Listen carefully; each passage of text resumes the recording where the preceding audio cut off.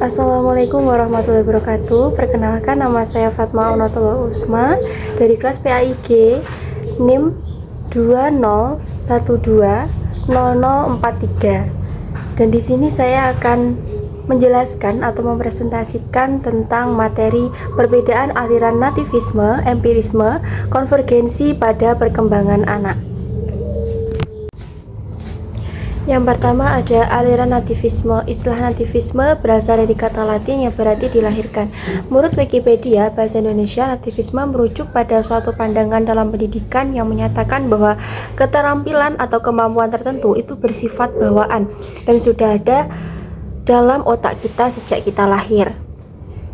Dari pandangan aliran ini, keadaan seseorang dalam hal pengetahuan sepenuhnya itu ditentukan oleh faktor bawaan dan juga genetik yang diterima dari orang tua. Pandangan utama dari aliran nativisme ini memiliki pengaruh besar dalam pembawaan bagi setiap individu karena memiliki inti pribadi yang mengarahkan manusia dalam membuat pilihan dan keputusan sendiri. Ini menempatkan manusia sebagai makhluk yang aktif dengan kemampuan untuk bertindak bebas. Seiring berjalannya waktu, aliran ini masih memiliki pengaruh di kalangan para ahli.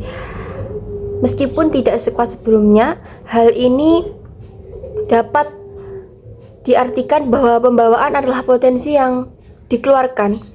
Sejak lahir, manusia telah memiliki kemampuan untuk berjalan, berbicara, dan lain hal. Namun, setiap potensi ini tidak muncul begitu saja, bahkan dibutuhkan latihan agar berkembang. Selain itu, setiap potensi juga memiliki waktu yang matang dan juga berbeda-beda dalam proses perkembangannya.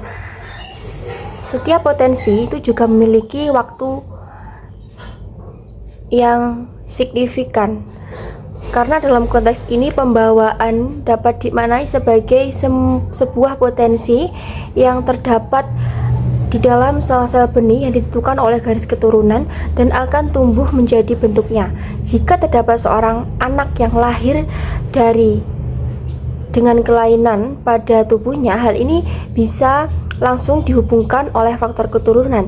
Bisa saja terjadi disebabkan oleh kondisi yang tidak wajar selama fase embrio, seperti ketika ibunya mengonsumsi alkohol. Dengan demikian, kelainan ini adalah pembawaan yang sudah ada sejak lahir. Pandangan terhadap aliran nativisme dapat dilihat juga dari pembawaan peserta didik yang mencakup semua kemampuan yang dimiliki oleh seseorang dan dapat menjadi nyata selama proses perkembangannya. Dapat dikatakan bahwa sejak lahir, seorang anak atau individu juga memiliki kemampuan untuk berjalan, berbicara, dan juga potensi yang lain. Namun potensi ini tidak dapat langsung diwujudkan atau muncul begitu saja. Agar potensi tersebut dapat terlihat jelas, dapat diperlukan perkembangan dan juga latihan secara terus-menerus. Pandangan ini dapat dipisahkan dari kenyataan. Contohnya, anak dapat memiliki kemiripan fisik dengan orang tua mereka dan cenderung mewarisi karakteristik serta kemampuan dari orang tuanya.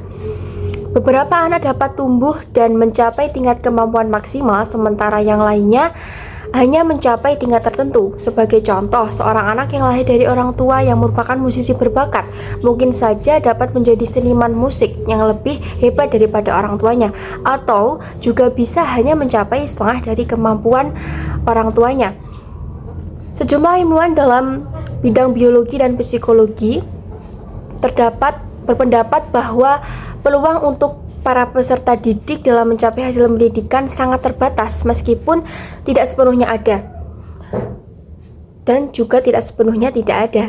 Dengan kata lain, mereka berpendapat bahwa pendidikan anak manusia tidak memiliki banyak kemungkinan. Mereka percaya bahwa evolusi anak sepenuhnya ditentukan oleh hukum pewarisan, karakteristik dan bakat yang diturunkan dari orang tua, nenek moyang, yang terus berlanjut sepanjang proses perkembangan, sehingga sulit untuk diubah melalui pendidikan. Faktor lingkungan dianggap tidak berpengaruh besar terhadap pendidikan dan juga perkembangan anak, karena itu hasil pendidikan sangat dipengaruhi oleh bakat yang dimiliki sejak lahir. Dengan demikian, menurut paham ini, keberhasilan dalam belajar bergantung pada individu itu sendiri. Berdasarkan penjelasan dan pembahasan berbagai teori yang fokus dalam nativisme ini, kita dapat menyimpulkan bahwa perspektif nativisme itu terdapat pada unsur-unsur yang dibawa manusia sejak lahir. Potensi yang dimiliki sejak lahir inilah yang memengaruhi perkembangan bagi setiap peserta didik. Selanjutnya ada aliran empirisme. Empirisme yang dipopulerkan oleh John Locke mengungkapkan bahwa saat bayi lahir, ia seperti lembaran kertas yang masih baru dan juga bersih. Selama pertumbuhannya, seorang anak sangat dipengaruhi oleh berbagai faktor eksternal. Jean-Jacques Rousseau berpendapat bahwa manusia pada dasarnya adalah baik ketika lahir di dunia ini. Oleh karena itu, jika ada individu yang berperilaku buruk, itu bukan karena sifat awalnya, melainkan karena pengaruh yang ia terima setelah lahir, serta interaksi dengan masyarakat dan juga budaya di sekitarnya. Locke menganggap setiap bahwa lingkungan memainkan peran penting dalam membentuk kepribadian seseorang. Rasulullah SAW bersabda telah menunjukkan bahwa sejak lahir manusia sudah membawa potensi yang bisa dikembangkan. Petunjuk ini terlihat dalam hadis yang diriwayatkan oleh Abu Hurairah, di mana Rasulullah SAW menyatakan semua anak dilahirkan dalam keadaan fitrah, kecuali orang tuanya yang menjadikannya Yahudi, Nasrani, dan Majusi. Dalam konteks pendidikan, manusia menjadi fokus utama, sehingga penting bagi pendidikan untuk mengarahkan individu menuju suatu tujuan. Seorang pendidik akan lebih baik dalam menjalankan tugasnya jika ia memahami dan memiliki pandangan yang jelas tentang fitrah dasar manusia. Pendidikan dapat gagal kecuali jika dibangun berdasarkan konsep yang jelas mengenai fitrah manusia, karena pada kenyataannya hasil pendidikan sangat dipengaruhi oleh pemahaman peserta didik pada fitrah manusia. Dalam pandangan Locke mengenai pendidikan, peran pendidik sangat penting dalam membantu siswa untuk menerima pendidikan melalui pengalaman yang mereka jalani.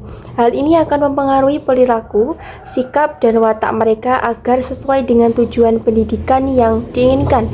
Melalui penerapan konsep empirisme, John Locke menempatkan fokus pada pendidikan yang mengutamakan moral baik, sehingga siswa yang sebelumnya belum tahu dapat berkembang menjadi individu yang optimal dan juga ideal. Ia menolak penggunaan kekerasan atau hukuman dalam metode pendidikan, serta tidak menginginkan pujian yang berlebihan. Penerapan kekerasan dapat menghasilkan perilaku buruk pada siswa dan juga melahirkan rasa malas, dendam, serta kurang semangat dalam pembelajaran. Di sisi lain, pujian yang berlebihan dapat membuat siswa menjadi sombong dan angkuh. Hal ini dirujuk dalam dalil Al-Quran surat An-Nahl ayat 125 yang artinya, "Suruhlah manusia kepada jalan Tuhanmu dengan hikmah dan pelajaran yang baik, dan bantahlah mereka dengan cara yang baik. Sesungguhnya Tuhanmu dialah yang lebih mengetahui tentang siapa yang tersesat dari jalannya, dan dialah yang lebih mengetahui orang-orang yang mendapat petunjuk." Di era modern ini, empirisme menjadi prinsip dasar dalam berbagai penelitian ilmiah. Pengetahuan seharusnya bersumber dari pengalaman empiris dengan tujuan mengaitkan pengetahuan serta pengalaman dan juga berusaha terlepas dari berbagai spekulasi spiritual dan pola pikir tradisional.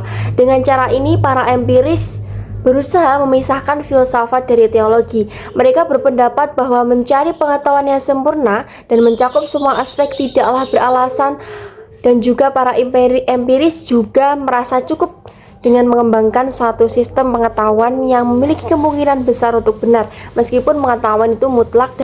Tanpa keberadaan orang lain, manusia pasti tidak dapat bertahan hidup. Ini adalah prinsip dasar dari kehidupan manusia sebagai makhluk sosial. Sebagai individu, setiap orang memiliki ciri khas yang berbeda satu sama lain. Mereka tetap memiliki pemikiran dan kemauan sendiri. Dalam konteks sosial, manusia memerlukan orang lain, memerlukan komunitas setidaknya dalam bentuk yang minimum yang menghargai keberadaannya dalam bentuk yang lebih luas. Suatu kelompok tempat bisa bergantung. Aristoteles mengklasifikasikan manusia sebagai zoon politikon, yang berarti bahwa manusia memiliki kebutuhan untuk berinteraksi dan berkumpul dengan orang lain, menunjukkan bahwa manusia itu adalah makhluk yang hidup dalam masyarakat. Karena kecenderungan untuk bersosialisasi dan terlibat dalam komunitas, manusia disebut dengan makhluk sosial. Menurut pandangan empiris, pendidikan dianggap sebagai proses pengembangan karakter manusia melalui pengalaman langsung yang dapat dari berbagai lingkungan, yang kemudian dianalisis untuk mendapat arti dalam kehidupan bersama. Ini berarti bahwa pendidikan dimaknai sebagai cara untuk memberikan makna pada pengalaman indrawi bagi manusia, guna menemukan nilai-nilai yang penting bagi hidup. Dalam pandangan empiris, peserta didik dipahami sebagai individu yang memerlukan bimbingan dari orang dewasa dengan fokus utama pada semua pengalaman indrawi yang kemudian dianalisis untuk memperoleh makna dari berbagai kehidupan mendatang. Dengan istilah lain, tabula rasa. Pengetahuan yang diajarkan didasarkan pada pengalaman yang nyata yang direfleksikan untuk menemukan nilai-nilai penting yang akan diterapkan dalam kehidupan. Pengetahuan ini diakui sebagai pengetahuan yang benar dan juga bermanfaat untuk kemajuan pendidikan. Proses pengalaman yang nyata dan merenungkannya dalam pikiran untuk menemukan nilai yang baik bagi kehidupan manusia. Selanjutnya ada aliran konvergensi. Dalam psikologi, konvergensi diartikan sebagai interaksi antara faktor genetik dan lingkungan dalam perkembangan perilaku. Dari penjelasan ini dapat disimpulkan bahwa aliran ini mengindikasikan pertemuan dua variabel berbeda ke dalam satu titik yang sama.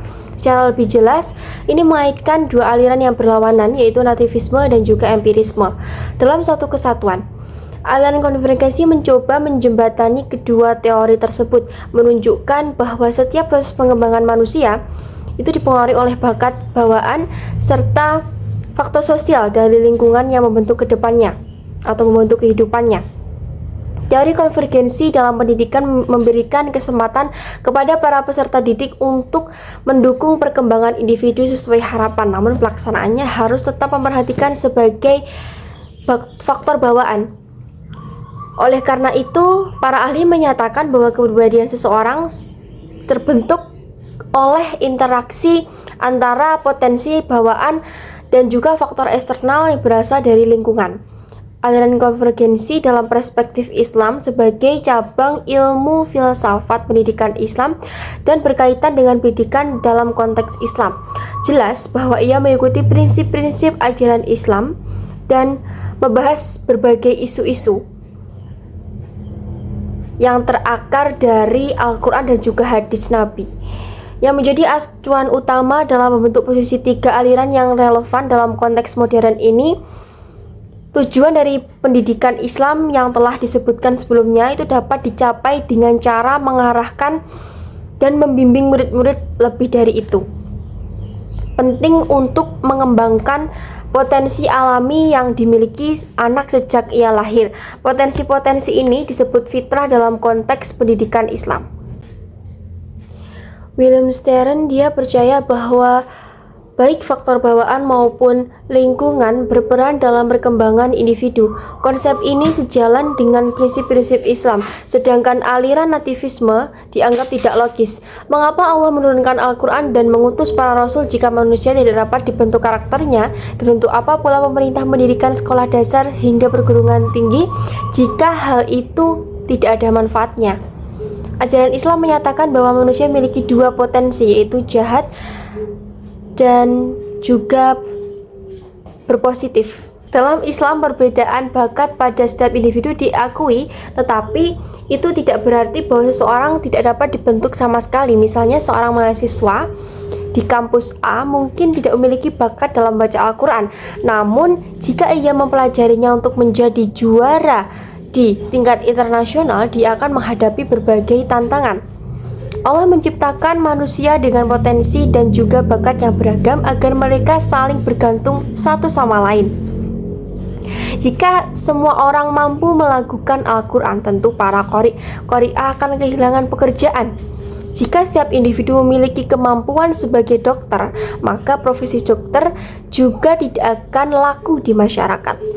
Begitu juga dengan profesi lainnya. Dengan demikian, setiap orang itu memiliki kelebihan dalam suatu bidang dan juga memiliki kekurangan di bidang yang lain. Dalam kerangka konvergensi, terdapat pendekatan yang lebih fokus pada pengaruh bawaan, sementara yang lain lebih mengutamakan peran lingkungan atau pendidikan dalam aliran konvergensi. Potensi yang dimaksud adalah potensi yang belum diisi dengan nilai-nilai ketauhidan atau kepercayaan kepada Tuhan. Misalnya, dalam kisah Nabi Ibrahim alaihissalam, meskipun ayahnya seorang kafir yang membuat berhala dikelilingi oleh kemusyrikan, Nabi Ibrahim tetap seorang mukmin karena dalam setiap diri manusia terdapat potensi tauhid yang sesuai dengan konsep fitrah. Oke, itu dia yang dapat saya jelaskan. Semoga dapat dipahami dan juga dapat dimengerti penjelasan dari saya, dan mohon maaf apabila ada kekeliruan mungkin dari materinya atau mungkin saya menjelaskan kurang jelas. Mohon dimaklumi dan mohon dimaafkan. Terima kasih. Wassalamualaikum warahmatullahi wabarakatuh.